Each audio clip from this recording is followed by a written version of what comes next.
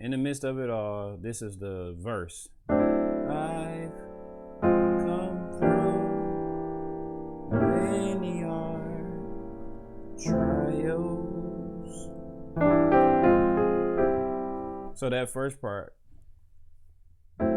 flat 5, half diminished, 4 minor 6, because you could throw that in there, or you could just play a regular minor. And then 3 half diminished. So you're doing, I've come through many hard. So this is an A dominant 7 with a flat 9.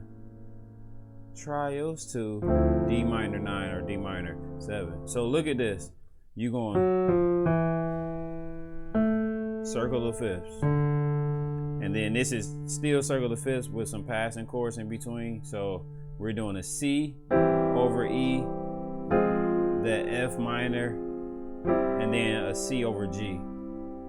So that whole part will be, I've come through many hard trials. Then in the song he does something like, but you don't have to, I mean, you want to know the song the way the person played it or the way it's written, but add your own. Long as you know it's doing C, F minor to C.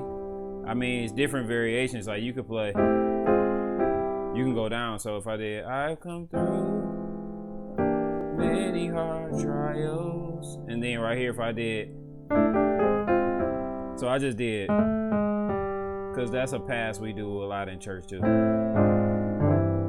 And then take you to A minor or your 6.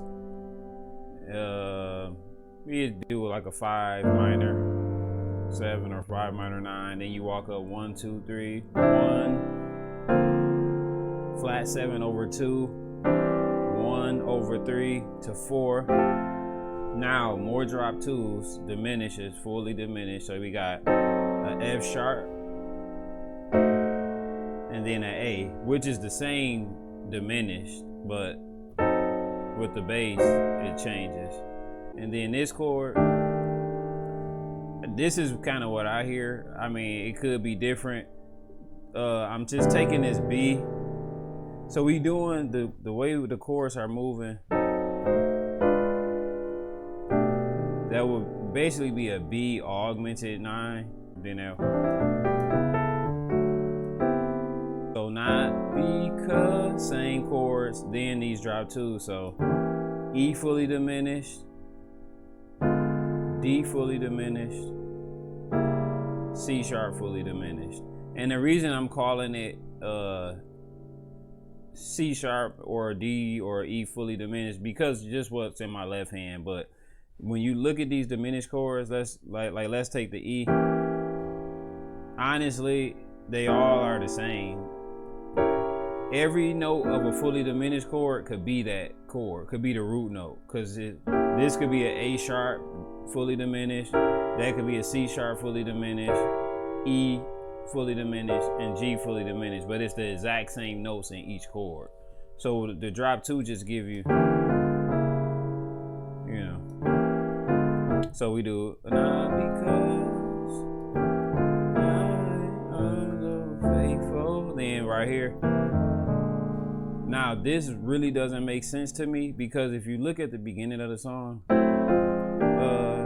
whatever the words are, I've come through many hard trials, it stays there, and then he just,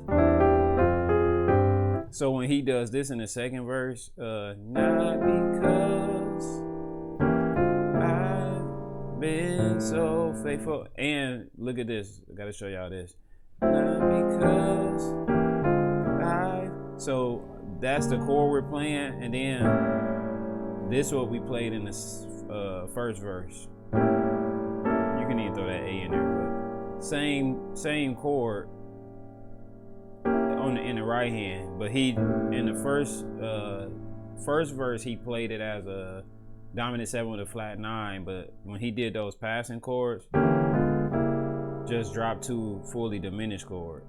But when you throw that in there, it's taking you right to this D, because 5 to 1. So you can do that too, or just You cannot play that. Still the same. And then right here. So this doesn't make sense to me, because like I said, in the first verse he's staying on this D minor, and then in the second verse he goes to D minor, but then just adding passing chords in there. So is no real theory to that part, because usually I try to give y'all a substitution and it'll make sense of why it works. That really doesn't make sense. It's just, I mean, just craziness. But that's Kevin Bond. Like, he mastered the circle of fifths, those 5-to-1s. Like, that's, I mean, if you listen to his stuff, it's just crazy movement. So second verse, not because I've been so faithful. Then he do.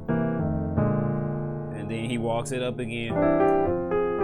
So that same pass, 1/3, 4 minor to 1/5 to your 6 minor 9, and then back to that. So it's still moving pretty much the same.